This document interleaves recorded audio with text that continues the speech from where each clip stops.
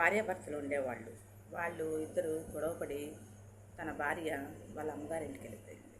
చాలా రోజులు గడిచిపోయింది. అయినా సరే అలాగే ఉండిపోయింది. ఒకరోజు ఆమెకి బాగా జ్వరం వచ్చింది.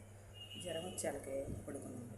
అప్పుడు ఆలోచించింది, నాకు జ్వరం వచ్చినప్పుడు మా ఆయన నన్ను చాలా ప్రేమగా చూసుకున్నాడు, నాకు మందులు తెచ్చి ఇచ్చాడు, నన్ను ఒక పని కూడా చేయనిచ్చేవాడు కాదు, అలాంటి వాడిని నేను దూరం చేసుకుని వచ్చాను అని చాలా కుమిలిపోయింది.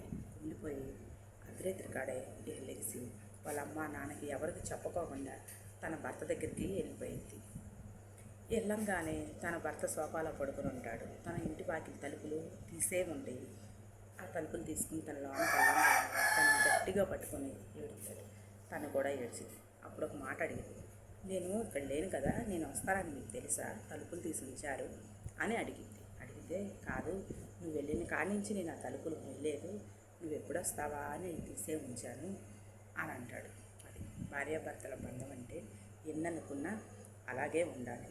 అంతేగాని ఒకళ్ళ మీద ఒకళ్ళ మేమెక్కువ అని ఎప్పుడూ అనుకోలేదు. ఏమంటారు?